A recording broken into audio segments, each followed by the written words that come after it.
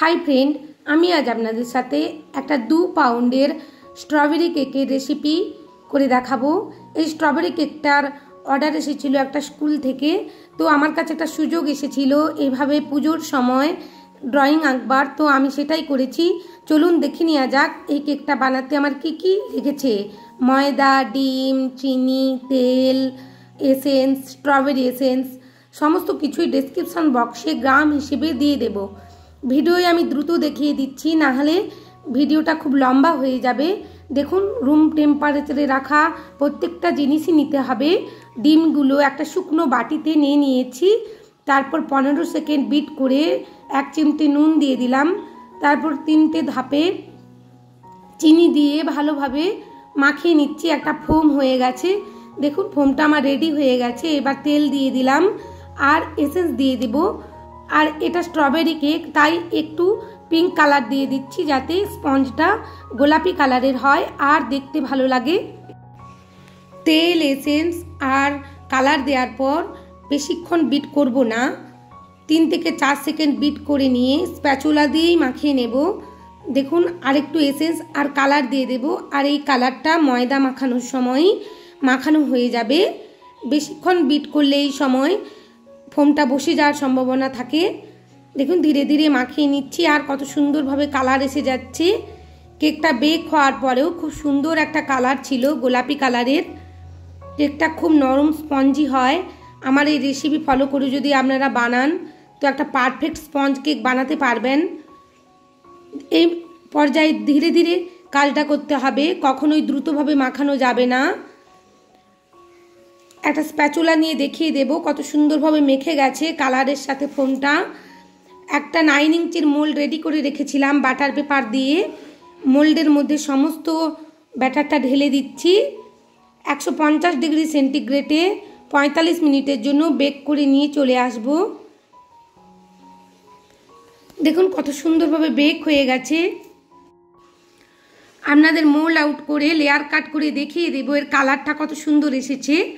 দেখুন কত সুন্দরভাবে কালার পিঙ্ক কালারের। সবসময় আমরা দেখে থাকি স্ট্রবেরি কেকের স্পঞ্জটা পিঙ্ক কালারের হয়, তো সেভাবেই পিঙ্ক কালার এসেছে।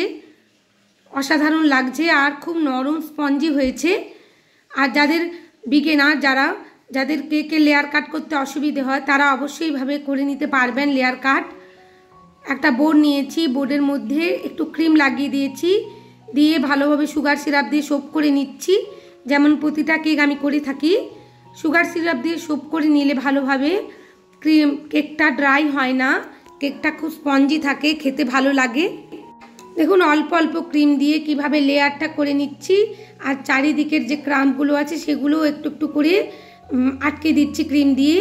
আর স্ট্রবেরি ফিলিং ছিল আমার কাছে, স্ট্রবেরি ফিলিং দিয়ে ভালোভাবে লেয়ারে ভরে দিলাম আর একটা প্যালেট নাইফ দিয়ে মাখিয়ে দিলাম। স্ট্রবেরি ফিলিং খুব সুন্দর খেতে হয়, একটু দাম বেশি কিন্তু খেতে অসাধারণ হয় স্ট্রবেরি ক্রাশের থেকে। দেখুন আবার দ্বিতীয় লেয়ারটা একইভাবে সুগার সিরাপ দিয়ে সোপ করে নিয়ে ক্রিম দিয়ে ভালোভাবে লেয়ার করে নিয়ে আবার স্ট্রবেরি ফিলিং দিয়ে দিলাম। এটা 3টা লেয়ারে ভাগ করেছিলাম। আর যেগুলো একটু বড় বড় স্ট্রবেরি ছিল হাত দিয়ে ভেঙে দিয়েছি যাতে সমস্ত জায়গায় সমানভাবে পড়ে।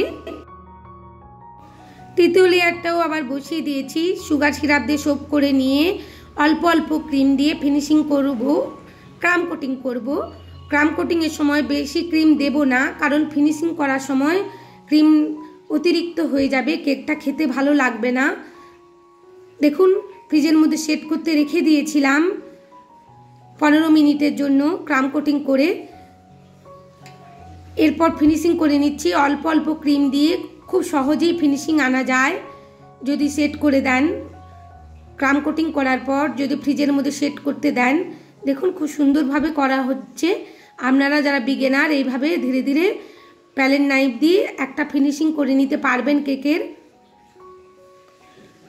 আমি ধীরে ধীরে করেছি কিন্তু ভিডিওয় দ্রুত দেখানো হচ্ছে। দেখুন খুব সুন্দরভাবে ফিনিশিং করে নিচ্ছি। এবার বোর্ডটা মুছে রেখে দেব।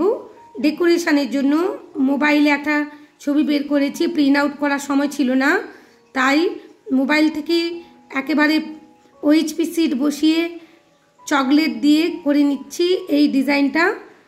আপনারাও ধীরে ধীরে এভাবে করে নিতে পারবেন। ফ্রিজের মধ্যে সেট করতে রেখে দেব। এই ওএইচপি সিটটা একটা অসাধারণ ডিজাইন এসে যাবে। দেখুন ধীরে ধীরে কিভাবে করছি। এই ক্ষেত্রে কাজটা খুবই সাবধানের সঙ্গে করতে হবে, কারণ চকলেটটা মেল্ট করা আছে।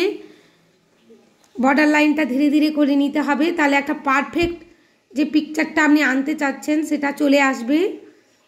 দেখুন কত সুন্দরভাবে হয়ে যাচ্ছে। ধীরে ধীরে পাটাও করে নিলাম। পুজোর সময় যেমন ঢাকিরা ঢাক বাজায় পুজোর আসার আগের মুহূর্তে, সেই চিত্রটাই তুলে ধরার চেষ্টা করেছি আমি আমার কেকের মধ্যে। আপনারা প্রথমেই আমার ছবিটা দেখেছেন বা থাম্বনেলে দেখেছেন। দেখুন কাশফুল করে দেব। সেট করতে রেখে দিয়েছিলাম ফ্রিজের মধ্যে 10 মিনিটের মতন। খুব সুন্দরভাবে সেট হয়ে গেছে।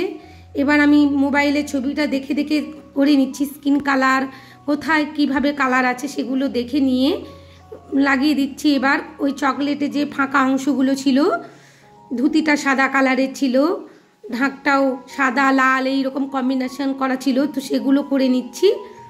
আপনারাও এটা দেখে অতি সহজেই একটা পারফেক্ট কেক বানাতে পারবেন। পুজোর সময় সকলের মনেই আনন্দ, আকাশে বাতাসে তো ঢাকের আওয়াজ ধ্বনি বাজছে। তো আমিও চাইলাম যে আমার কেকের মধ্যেও সেই এফেক্টটা পড়ুক, তাই আমি এই ডিজাইনটা করলাম। এই ডিজাইনটা যদি আপনাদের ভালো লেগে থাকে প্লিজ বন্ধুরা আমার চ্যানেলটা সাবস্ক্রাইব করবেন, পাশে থাকা বেল আইকনটি ক্লিক করবেন যাতে সমস্ত ভিডিওর নোটিফিকেশান আপনাদের কাছে পৌঁছে যায়।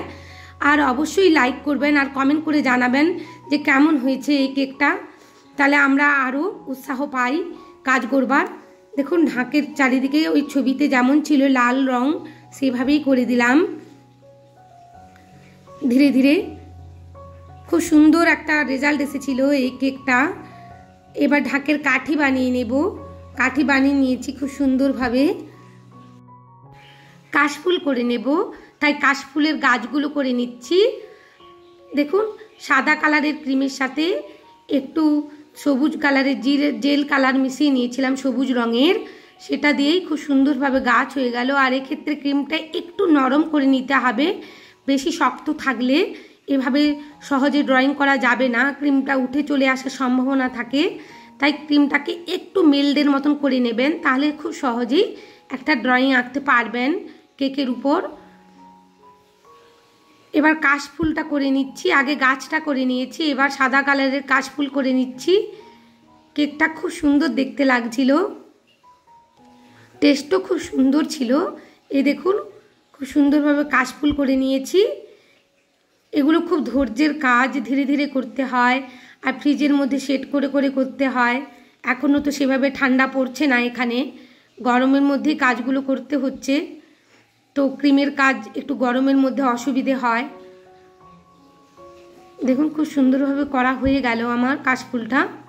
আপনারাও আমার এই ডিজাইনটা দেখে একটা পারফেক্ট কেক বানাতে পারবেন, এরকম ডিজাইন করতে পারবেন।